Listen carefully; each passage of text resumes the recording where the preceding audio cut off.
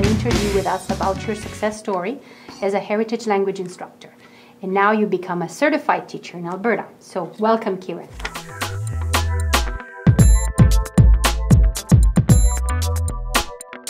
I came from India, from north side of India, Punjab, and I have done my first degree back home. And my both parents are in the same profession, in teaching profession, and and I have studied Hindi and Punjabi.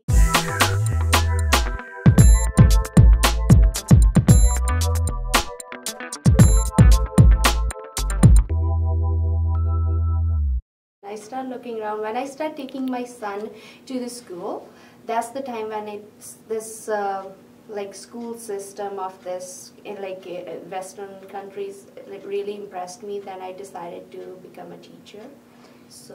Yeah. And did you have any teaching experience back home before coming to Canada? I used to do tutoring. Oh, okay. Because my father used to do tutoring, so I used to help him, and I used to sometime did few months worked in my mom's school, but as a volunteer. Okay. Not like that they paid me or something.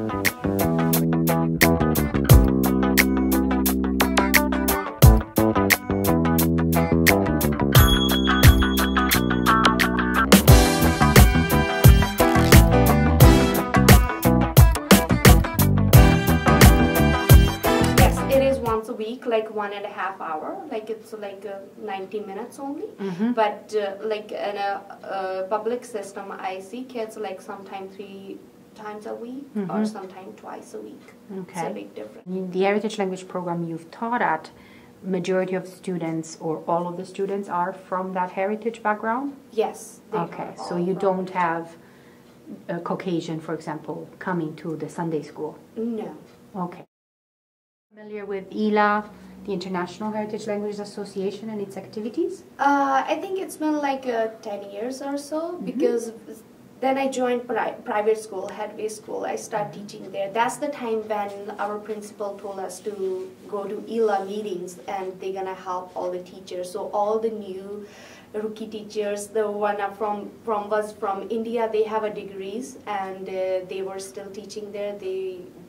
We used to come to IHLA meetings, and it was very impressive when they kind of showed us okay, there's a light after this dark tunnel or so. You can still teach here, and and I really enjoyed workshop at IHLA's. Really, that's the workshop really helped me while I was teaching Sunday school, because while I was taking the workshop, the activities teachers are especially Kablash used to give us, I used to apply them right way so I could see the result, and I used to discuss with her, and it was amazing. So I used to keep all the resources or activities she used to provide, and it was an amazing experience. Okay, so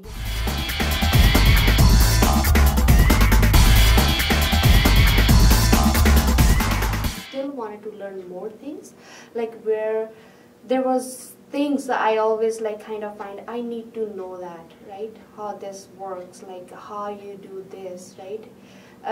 So that's the time I decided if I wanted to stay in this profession, I really wanted to do it the proper way. So then I decided to do my B.Ed here.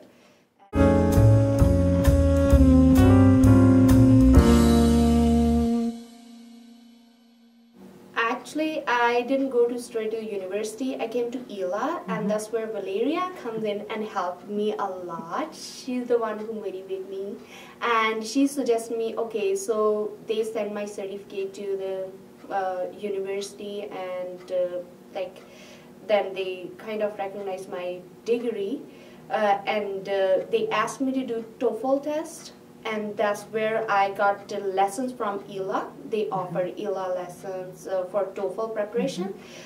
First, when I came to Canada, I did give a paper-based TOEFL, but then after 5 years or 3 years, I think you have to do it again. So I did a computer-based TOEFL through IHLA, and they paid everything, which was very helpful because I wasn't earning much, and so I did that, and then we submit that result to university.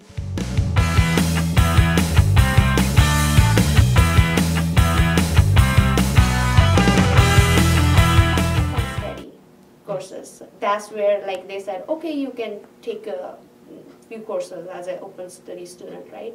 So that's what I started doing, Open studies courses. And have you taken some open studies with Olenka as well? Yes, I've taken 3 of them actually, and it really helped me because they were all towards teaching a second language. Yes.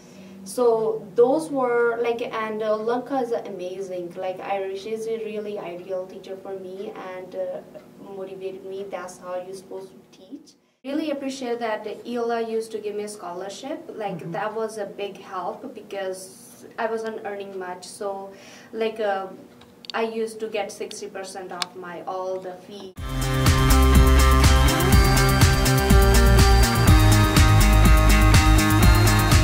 It's very hard actually, especially if you're married and you have a kids and that's your first priority. Like, but I never ignored that.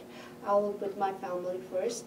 I decided like if I want to do this, if I want to do second degree, then I cannot, like my family didn't need to sacrifice. But like I always get, you know, like help from Valeria and from my husband. He was very helpful. If you want that. And the cool part about that was being a student again. I felt so young. Even though it was always fear. It was always, there's a fear, oh, my assignment is due. But whenever I go, okay, I'm a student, you know.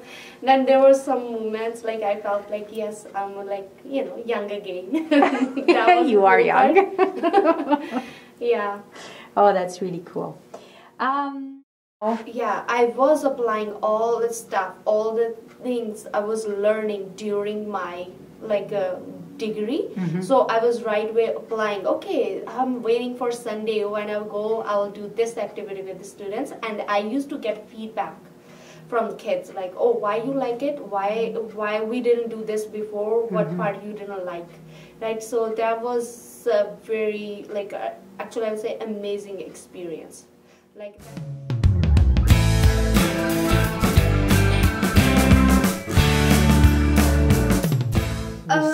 I feel like I'm home because I knew this organized from a long time, and everybody is very nice, and I really like that, like how they help all the languages, how everybody is unique in their own way, but still they're under one umbrella, and they still like you know, work together and willing to help each other, and I really like that. Good.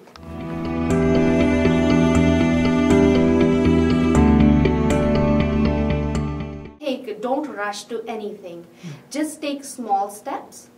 That's the best thing to do. Then you get to know the system or how the classes work here. It's not much pressure on you.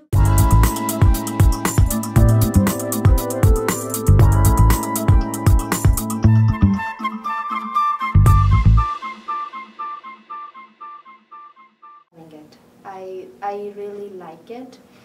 What else I can say? But yeah, I felt like all the hard work paid off. It's paid off. Yes. So you feel this was the right decision to make? Yes. Yes, I think that was the right decision I made.